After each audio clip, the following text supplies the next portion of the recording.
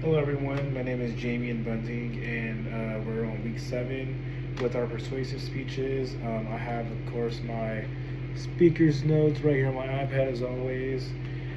So my topic is going to be pretty much about like behavioral.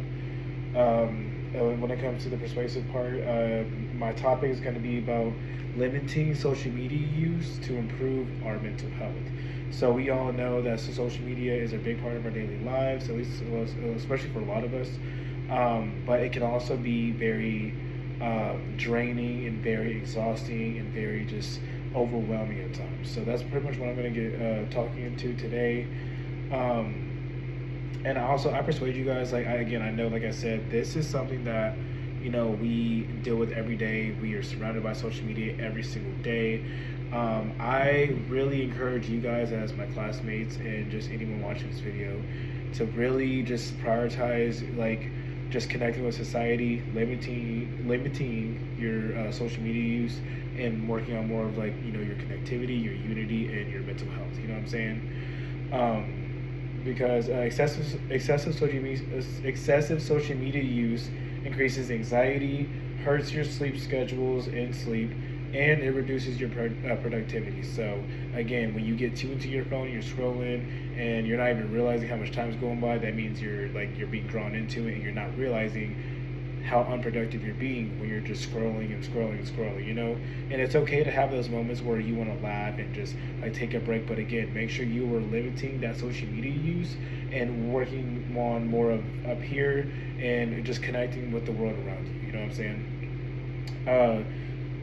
College students should also set intentional limits on their daily use. So again, us college students, we are surrounded by technology all the time, especially for those who are like me in online classes. We're always on our technology or using technology for classwork and schoolwork, but we gotta know when to put the all the extra fun stuff aside and focus on our schoolwork and getting our work turned in, engaging with each other, etc. You know what I'm saying? So. That's just something I encourage you guys to do as college students, to make sure you're limiting that social media use. Um, so,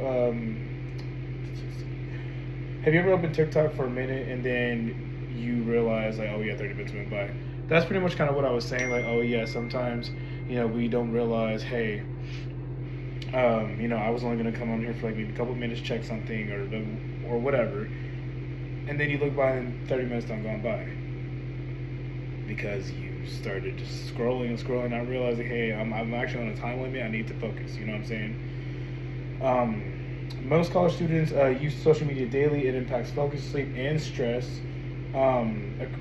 Credibility. As a full-time student and working professional, I manage digital distractions and research credible mental health data. Sorry guys, I cannot talk today. And my thesis is, because excessive social media harms mental health, sleep, and productivity, we should intentionally limit the daily use of social media. So, for instance, mental health impacts, focus and sleep problems, and simple, realistic solutions. So, pretty much, if you're having this problem because of social media, there's a simple solution to fix this. Again, time management, just limiting yourself to too much use of social media, etc. You know what I'm saying? Which that will lead me to my first point, which is going to be mental health impact. Heavy social media use is linked to anxiety, depression, and comparison stress. So people who feel like they have to fit in, or feel like they have to post, or feel like they have to do this and do that for social media, or to impress eyes, those are people who are going to be the ones mainly on their phones often. And again, like I said, I know that we use our phones and our technology for lots of stuff, but when it comes to just outside of business and outside of professionalism, are we really using it for the right reasons, or are we doing it just to try to keep up with society? You know what I'm saying? And it's mainly, that's what it is. People are trying to be like each other. They're trying to fit in. They're trying to show society, hey, I can fit in if I post this, or if I wear this, or if I say this on social media. When that half the case, that's not accurate. Posting stuff on social media actually makes things worse, in my opinion. Depending on what it is, of course, you know what I'm saying? But if you're just doing it for attention and stuff like that, sorry, I didn't mean to do all that. If you're just doing it for attention, that's not a reason to be posting on social media, you know what I'm saying? According to the American Psychology Association 2023, frequent social media use is associated with higher levels of psychological distress in young adults, which is us, or anywhere from 18 to 25. I notice more stress when I'm constantly scrolling and comparing. College is already stressful enough. Social media can quietly add pressure, which it can. And mental health isn't the only issue, it also affects our performances. So again, too much technology, you're not going to get your schoolwork done, you're not going to get your chores done, you're not going to be able to plan your finances in time, you're not going to be able to get your outfit ready for work in the morning, or whatever you got to do, because you're constantly getting lost into the social media overuse. My next point is going to be focus, productivity, and sleep. Notifications and late night scrolling reduces focus and delays sleep. The National Sleep Foundation reported in 2022 that screens used before bed can delay sleep and reduce quality. And many of us scroll before classes on a daily. Less sleep equals worse performance, which, bad grades, less study time, etc. When I cut late night scrolling, I notice better energy at work and in class and around the people I'm with. The good news is we don't have to quit social media completely. We just got to limit our time use, which is what I keep saying. Just limit the time use. You don't need to cut it completely, but we need to limit the time use of social media so we can focus on our performances, our schoolwork, our sleep, our stress, our mental, just all that good stuff. And my last point is going to be simple and realistic solutions. Behavior change works better than total elimination. So again, you don't need to eliminate social media completely. You just need to make sure you're taking chunks out of your day and time, like 2 to 3 hours of social media use. Once that's done, put the phone away and focus on your priorities. You know what I'm saying? Set app time limits. Again, you can do all this on your phone. Just make sure you're setting your time. Turn off non-essential notifications. Create tech-free study blocks and avoid scrolling 30 minutes before bed. So you can do something like read a chapter of a book, or go on a walk, or watch a movie or something. Just something.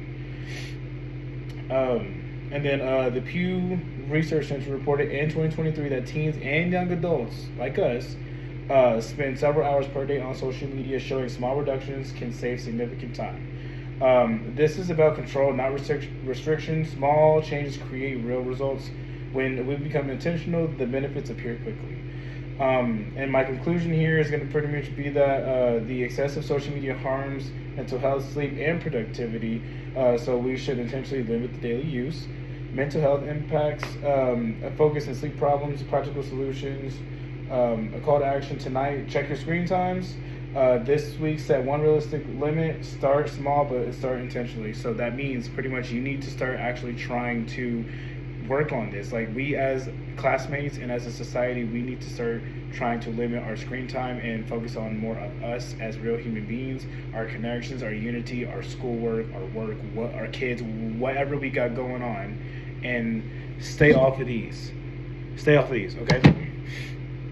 I mean, I know I use it, but I'm at the point in my life where I got school, I got work, I have a child, like I have a lot going on. I have a fiance, him and I, like we have a lot going on, so I can't always be on my phone. You know what I'm saying? And social media should be a tool that works for us, not something that quietly works against us, which is a huge thing because everyone uses social media to, whether it's good or bad, whether they're trying to bash someone or whether they're trying to post their, bridal shower, or whether they just got a new car, or whether their friend's car is a piece of crap or whatever. People use social media for all types of use, but if we're not using it to help others or to gain something from it, there's no reason why we should be using it to work against each other or bash anyone or anything like that. And then these are all my works cited right here. All the sources I mentioned are right there. So guys, I really hope you guys learned something from this today, and just make sure you guys are limiting that social media use and focusing on this and the world around you. Okay, thanks for watching.